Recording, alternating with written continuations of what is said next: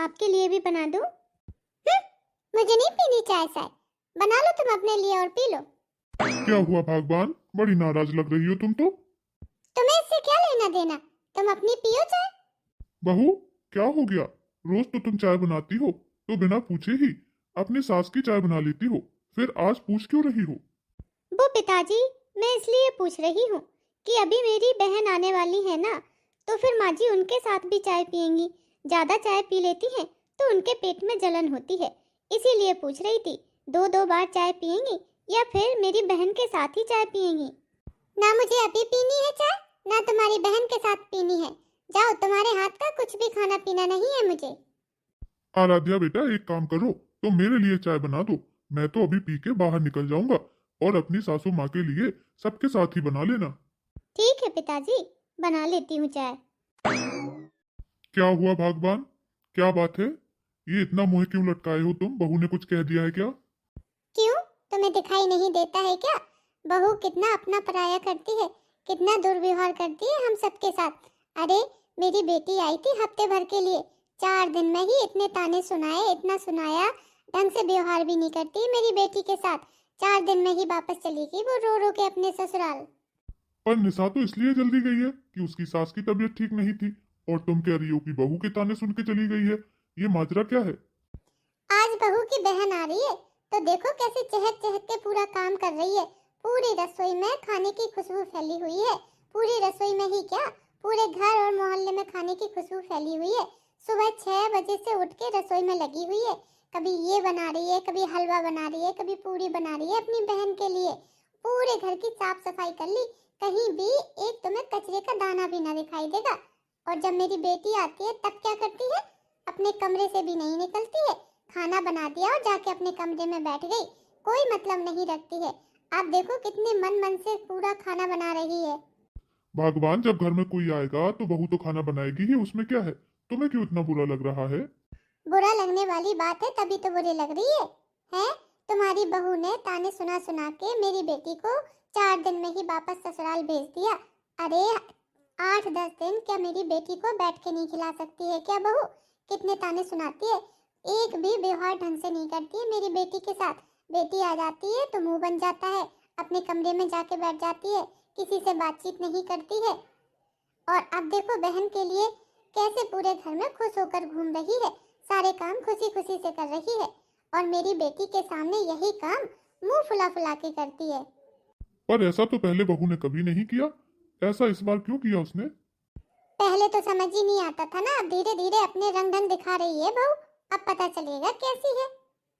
ये लो माँ जी, मैं आपके लिए भी चाय बना ही लाई हूँ। थोड़ी सी बनाई है जिससे आप दोबारा से पी सको। मैंने मना किया था ना कि मेरे लिए चाय मत बनाना, फिर क्यों बना ली मेरे लिए चाय? मुझे नहीं पीनी, जाओ ले जाओ, फेंक दो इस चाय को। अरे बहू, तुम मुझे दे दो चाय, मैं दोनों कप पी लूंगा, मत पीने दो तुम्हारी सास को चाय। पता नहीं निशा ने माँ जी से ऐसी क्या बातें कर दी हैं जिससे माँ जी मुझसे इतना नाराज हो गई हैं। आज निशा को जाए हुए घर से 2 दिन हो गए हैं, लेकिन माँ जी हैं कि मुझसे 2 दिन से सीधे मुँह बात ही नहीं कर रही हैं। जाओ, अब इधर क्यों खड़ी हो? जाकर अपनी बहन के आने की स्वागत की तैयारियां करो। माँ जी, मेरी बहन कौन सी रोज रोज आती है? पूरे 1 साल में आ रही है मेरे पास। हाँ, तो क्या मेरी बेटी निशा आती है रोज रोज? वो भी महीने 1.5 महीने में आती है, उतने में ही तुम्हारा मुंह बन जाता है। अरे भगवान, क्यों छोटी सी बात का बतंगड़ बनाए हो? रात गई बात गई, छोड़ो।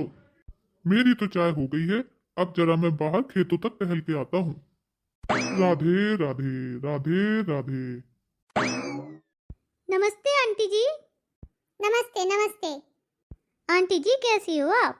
और आराध्या किधर है? आ रही होगी आराध्या, रसोई में लगी है सुबह से तुम्हारे लिए व्यंजन बनाने में। अरे दीदी आप आ गई, आओ बैठो। कैसी है आराध्या? ये ले कुछ सामान लेकर आई हूँ। दीदी ये सब लाने की क्या जरूरत थी? आप बस मुझसे मिलने ही आ जाती। कितने दिनों से मन कर रहा था आपसे मिलने का। जब से मैं प्रेग्नेंट हुई हूँ तो साल भर तो घर से नहीं निकल पाई, उसके बाद ये महीने सवा महीने का बच्चा हो गया। अभी तो माँ जी ने भी कहीं आने जाने से मना किया था।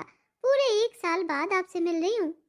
अरे आराध्या इतना क्या सोच रही है, जा ले जा इन बैग्स को, तुम सबके लिए और बच्चे के लिए कपड़े अपड़े लेकर आई हूँ मैं। इसमें आंटी जी के लिए भी एक साड़ी है। आप बैठो दीदी, मैं आपके लिए चाय नाश्ता लेकर आती हूँ। ठीक है आराध्या, जल्दी आना, हम फिर दोनों बैठकर खूब सारी बातें करेंगे। हाँ हाँ दीदी, मुझे 1 साल बाद मिली हो तो बहुत सारी बातें करनी है आपसे मुझे। जब मेरी बेटी आती है तो इसके मुंह पर टेप लग जाता है। अपनी बहन से देखो, बहुत सारी बातें करनी है, और मेरी बेटी के टाइम पे ना इसके मुंह से एक शब्द नहीं निकलता है। पूरे दिन मुंह बंद करके अपने कमरे में बैठी रही। मम्मी जी, ये लो सामान, दीदी लेकर आई हैं। तो ले जाओ इसे अपने कमरे में, मैं क्या करूंगी इस सामान का। ठीक है मम्मी जी। क्या हुआ आंटी जी, इतनी नाराज क्यों हो आप? मेरे नाराज होने या ना होने से किसी को क्या फर्क पड़ता है? सब तो अपने घर में मनमानी ही करते हैं ना। अरे ऐसा क्या हो गया आंटी जी, जो आप इतनी नाराज हो? साफ साफ कहिए। अब क्या बताऊं वंदना, तुझसे तो कुछ छिपा नहीं है। तेरे और मेरे दो दो तरफ से रिश्ते हैं। एक तो तू मेरी बहू की बहन है, और दूसरा तू मेरी ननद की भी बहू है। अब तुझे तो कुछ छुपा है नहीं। 2 दिन पहले मेरी बेटी इस घर से रो रो के गई है तेरी बहन की वजह से। आंटी जी, ऐसा क्या कर दिया मेरी बहन ने? हाँ, अब वो तेरी बहन है तो तुझे तो सीधी सादी ही लगेगी, पर तेरी बहन इतनी सीधी सादी नहीं है। 2 दिन पहले मेरी बेटी को रुला के भेजा है। अरे ठीक से बात भी नहीं करती थी, भूल गई मेरी बेटी के एहसान। अरे महीने भर पहले जब इसको बच्चा हुआ था तो मेरी बेटी ने ही इसके सारे काम किए थे। बच्चे को संभालना, इसको खाने पीने के लिए देना, सारे काम करना। और अब जब देखो कुछ करने का या नेग लेने की बारी आई तो बहू मुंह फुला के बैठ गई है। नहीं आंटी जी, ऐसा नहीं हो सकता। आराध्या का नेचर ऐसा नहीं है, मैं उसको बहुत अच्छे से जानती हूँ। हाँ तो क्या मैं झूठ बोल रही हूँ? पूछ ले तू अपनी बहन से। और फिर तू ही देख ले रसोई में क्या क्या व्यंजन बना के रखे हैं तेरी बहन ने तेरे लिए। अरे कभी खीर बनाई है, हलवा बनाया है, पूरी बनाई है, छोले की सब्जी बनाई है। और जब मेरी बेटी आती है तो रोटी सब्जी बनानी इसे मुश्किल पड़ जाती है। और घर देख कैसे चकाचक चमक रहा है।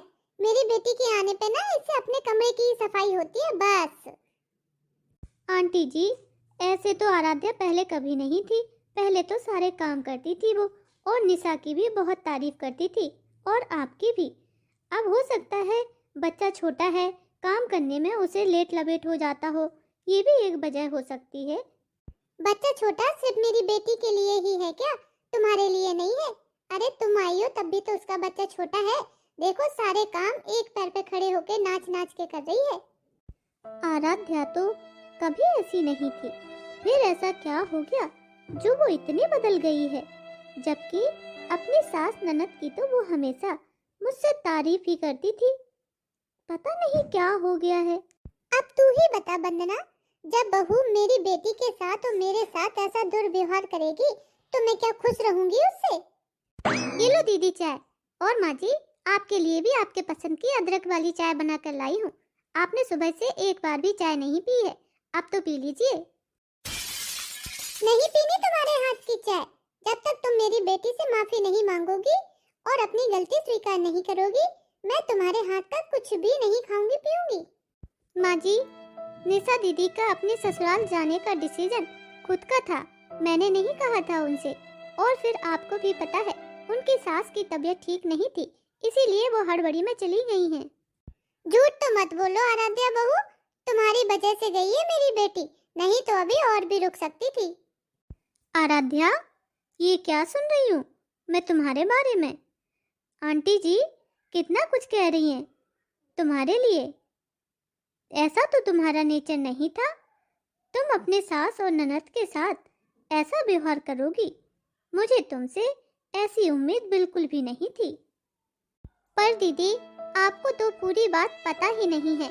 माँ जी, आपने दीदी को आधी अधूरी बात बताई है, प्लीज उन्हें आप पूरी बात बताइएगा। आराध्या, आंटी जी ने मुझे सब कुछ बता दिया है, कुछ भी नहीं छुपाया है। और आराध्या, तू तो हमेशा निशा को अपनी छोटी बहन की तरह मानती थी, उसे छोटी बहन की तरह ही हमेशा लाड़ प्यार करती थी। फिर ऐसा क्या हो गया जो वो तेरी बातों को सुनकर नाराज होकर अपने मायके से आंसू बहा कर गई है? दीदी, इस बार निशा ने मुझसे कुछ ऐसा कहा है जिसे मैं बर्दाश्त ना कर सकी। उसके ताने सुन सुनकर मैं परेशान हो गई थी। क्यों झूठ बोल रही हो बहू? मेरी बेटी ने तो तुमसे कुछ कहा भी नहीं है, फालतू में ही उसे बदनाम कर रही हो। आराध्या, मैं तुमसे बहुत नाराज हूँ। मुझे तुमसे ऐसे व्यवहार की उम्मीद बिल्कुल भी नहीं थी। पर दीदी, मैंने तो कुछ किया ही नहीं है। बस बहू, अब अपनी गलतियों पर पर्दा डालना बंद करो। मुझे सब पता है कि तुमने मेरी बेटी से क्या कहा है, पर आपको ये नहीं पता कि आपकी बेटी ने मुझसे क्या कहा है। मुझे नहीं जाननी तुम्हारी कोई भी बात, जाओ इधर से। माँ, कैसी हो माँ? क्या हुआ बेटा? बड़ी उदास लग रही है, कोई बात है क्या? माँ, वो मेरी ननद का आपके पास फोन आया था ना, उसी बात को लेकर मैं बहुत दिनों से टेंशन में हूँ माँ। हाँ बेटा, तेरी ननद का फोन आया तो था। लंबी चौड़ी लिस्ट पकड़ाई है उसने तुम्हारे बाबूजी को। उसमें कम से कम 20 लोगों के कपड़े हैं और 4 चीजें सोने की लिख दी हैं। घर गृहस्थी का सामान अलग है बेटा। मुझे भी समझ नहीं आ रहा कि इतना सारा पैसा हम दोनों कहाँ से इकट्ठा करेंगे बेटा। हाँ माँ, जिस दिन से मेरी ननद ने आपको फोन किया है उस दिन से मैं भी बहुत टेंशन में हूँ कि इतने सारे पैसे मेरे माँ बाबूजी कहाँ से इकट्ठा करेंगे, कहाँ से लाएंगे वो 4 सोने की चीजें, कहाँ से लाएंगे वो 20 लोगों के कपड़े। अरे मेरी ननद ने इस ससुराल के तो ससुराल के, अपने भी ससुराल के सभी लोगों के लिए कपड़े की लिस्ट थमा दी है। अपनी देवरानी जेठानी के लिए कपड़ा, अपने लिए सोने की चैन, माँ जी के लिए कानों के कुंडल, बच्चे के लिए सोने की चीजें। मुझे तो यही समझ नहीं आ रहा है कि आप लोग इतना पैसा कहाँ से लाएंगे। पर बेटा तू चिंता मत कर, हम कोशिश करेंगे तेरी ननद ने जो जो कुछ फोन पर कहा था उसे पूरा करने की। माँ, कैसे पूरा करोगी आप ये सब कुछ? अरे थोड़े बहुत की आती हैं क्या चीजें? आजकल सोना ही कितना महंगा हो गया है, कहाँ से लाएंगे आप इतना पैसा? बेटा सोच रही हूँ कि हमारे पास जो 5 बीघा जमीन है उसमें से 1 बीघा जमीन बेच दूंगी और तेरे पच का सामान भेज दूंगी। नहीं माँ, आप जमीन नहीं बेचेंगी हमारा पच देने के लिए। मेरी ननद ने आपसे जमीन बेचने के लिए क्या कहा कि आप तो जमीन बेचने के लिए तैयार हो गई। मुझे नहीं चाहिए ऐसा पच। क्या निशा ने बहू के मायके फोन करके इतना कुछ मांगा है और मुझे तो पता ही नहीं है। मैं तो अभी तक यही समझ रही थी कि बहू ने मेरी बेटी को उल्टा सीधा बोल करके उसे ससुराल भेज दिया, लेकिन ये बात की अब समझ में आया। वही मैं सोचूं कि मेरी बहू तो हमेशा मेरी बेटी के साथ अच्छा व्यवहार करती है। इस बार उसे क्या हो गया? जब से बच्चा हुआ है तब से बड़ी चिड़चिड़ी हो गई है। अब समझ में आया कि उसकी चिड़चिड़ाहट का क्या कारण है। बहू, ओ बहू, जल्दी से कमरे से बाहर तो आओ। देखो तुम्हारे मायके से भैया भाभी आए हैं। पच का कितना सारा सामान लेकर आए हैं, देखो तो सही। इतना सारा सामान भेजा है माँ ने। कहाँ से इकट्ठे किए होंगे उन्होंने इतने सारे पैसे? कैसे दिया होगा इतना बड़ा पच? देखो दीदी, तुम्हारे लिए कितना सुंदर सेट बनवाया है। इतने अच्छे पच को देखकर मेरे ससुराल वाले और मेरी ननद जरूर खुश होंगी, लेकिन मैं समझ सकती हूँ कि मेरी माँ ने इस पच को भेजने के लिए पक्का अपनी जमीन बेच दी है। मैंने माँ से कितना मना किया था कि जमीन मत बेचना, लेकिन माँ ने जमीन बेच दी, वरना इतना बड़ा गले का सेट वो नहीं बनवा पाती। कहाँ से आए होंगे ये पैसे? दीदी बताया नहीं कैसा लगा सेट आपको? भाभी सेट तो अच्छा है, पर इतने सारे पैसे कहाँ से आए भाभी? कैसे बनवाया आपने और माँ ने? अरे बहना, इतना अच्छा पच हम तुम्हारी सासू माँ यानी कि आंटी जी की वजह से दे पाए हैं। आप क्या कह रहे हो भैया? मैं समझी नहीं आपकी बात को। दीदी मैं बताती हूँ आपको सारी बात। ये जितना भी सामान रखा है ना, फल फ्रूट, कपड़े, बच्चे के कपड़े, खिलौने, झूला, पूरे घर भर के लिए कपड़े, ये सारा इंतजाम तो तुम्हारे मायके वालों की तरफ से ही है। लेकिन ये जो नेकलेस बना है पूरे 2 लाख का बना है, इसके पैसे हमने नहीं दिए हैं। भाभी आप क्या कह रही हो? मुझे कुछ भी समझ नहीं आ रहा है। नेकलेस आप लोग लाए हैं और इसके पैसे आप लोगों ने नहीं दिए, ये कैसे संभव है?